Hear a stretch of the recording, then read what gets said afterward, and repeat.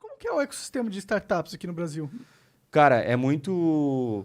Tem muitas pessoas com boas ideias, e aí a gente tem algumas dificuldades, que são pessoas formadas na área de tecnologia, engenharia, para programar ou para fazer coisas Não tem essa mão de obra?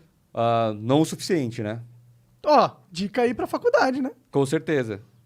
Você acha que fazer programação hoje em dia ainda é... Com certeza, com certeza.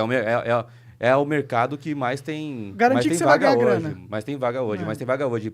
E por estar tão precisando de tanta gente, é o que acaba consequentemente pagando mais, porque você tem que pagar mais para atrair aquele talento que você precisa. E os grandes novos negócios do Brasil são os digitais, né? Você tem o iFood, você tem Com o certeza, Nubank, exato, você tem exato. o Quinto Andar. Exatamente. E aí, uma das coisas que ajudam com que essas empresas cresçam, e assim como a Gamers Club também para crescer, foram investidores.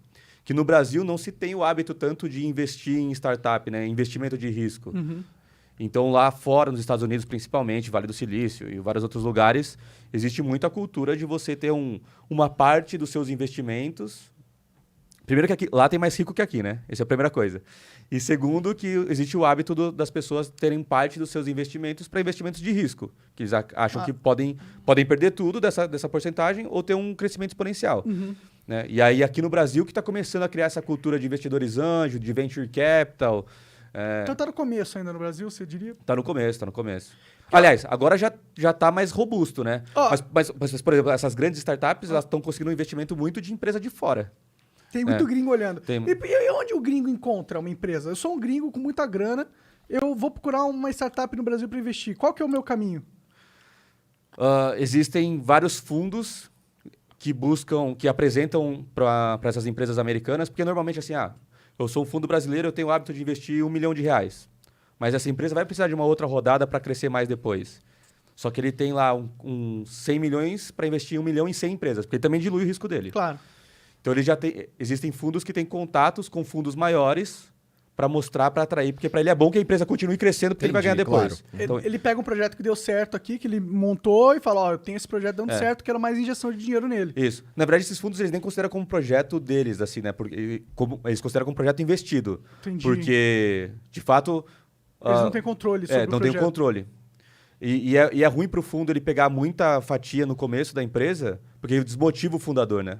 Pode crer. Então, existem umas regrinhas aí meio não ditas, né? Interessante. Não, isso é muito interessante, cara. Que aí os caras falam assim, cara, pô, é interessante por rodada ali pegar até 20, 25% da empresa. Entendi. Porque se o cara perde 50, o cara já não tá tanto com aquela pegada. Daí vai fazer uma outra rodada para pegar mais investimento. Aí já perde a empresa inteira. Já perdeu a empresa inteira, ele já não é mais o majoritário, ele não tem o poder, daí ele já tem um conselho, daí o cara já começa a ficar... Então, os fundos, eles eram muito mais agressivos antigamente. E eles também foram aprendendo com os resultados que eles tinham, que eles precisavam equilibrar mais essa equação. Que interessante, né, cara? Isso é muito legal. E aí os parques tecnológicos ajudam a encontrar outras pessoas, investidores fora, incubadoras. E se eu sou o cara com o projeto? Cara, eu, por exemplo, queria fazer um jogo pra caralho. Sim, se eu- com 10 milhões de reais. Ah, Já vi essa caralho! história. Se eu quisesse, Conheço, cara. se eu quisesse pegar essa ideia e encontrar uns venture capitalists, qual que é o meu processo? Como que eu faço isso? Cara, aí depende muito, assim, porque no caso da Gamers Club, por exemplo, a gente optou por apresentar para investidores, isso foi em 2017. Inclusive, cara, eu vou falar assim porque eu acho, se eu puder falar aqui quem investiu. Cara, você pode o que você Quem quiser então aí, tá bom. presida. Então, maravilha.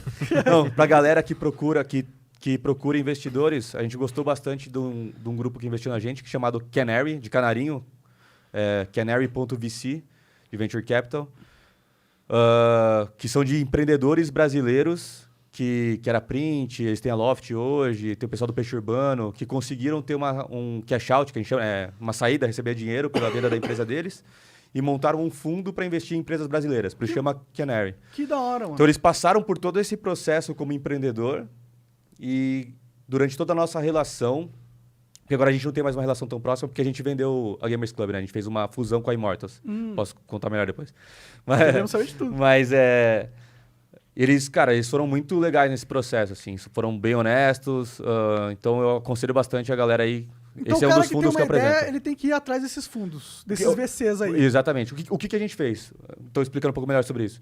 Então, assim, existem pessoas que buscam investidores anjo. Investidores anjo Normalmente, aí no Brasil, a gente está falando de ticket de investimento de R$50 mil até R$200 mil. E aí a porcentagem que você negocia com essa pessoa que está investindo, normalmente ela é baseada no valuation da empresa. Então, se a empresa vale R$1 milhão,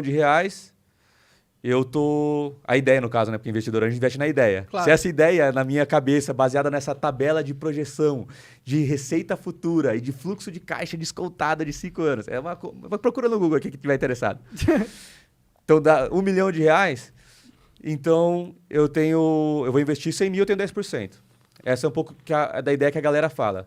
Mas o mais comum mesmo, na verdade, é simplesmente o cara falar, cara, quando você precisa, e aí, então é 20%. Os caras inventam uma conta ali, e 20%. Existe uma regrinha ali que o cara acha que é saudável. Daí vai para o investidor anjo. Aí depois você faz vai em busca de investimento seed, que no Brasil também está variando de 200 mil a $1 milhão. Já é mais De robusto. dólares? Já é uma grana. Dava pra fazer meu jogo já. Com essa cotação já tá mais fácil. Aí já dá pra fazer um investimento mais robusto. Mas daí, nesse momento do investidor do seed, é porque você já tem o que eles chamam de track record, né? Que é resultados para você poder apresentar. Entendi. Então, o seed, ele não é que é o de semente, né? Ele não é um investimento inicial para você começar o projeto. Normalmente, o comum, né? Existem empresas que investem esse valor no começo. Mas o mais comum é que o cara avalie e fala, você tem um resultado aí nos últimos 12 meses para apresentar, entendi. Se eu te der $1 milhão, você faria o quê? Investiria tanto em marketing, contratar tanto em pessoas, e daí ele investe para você crescer.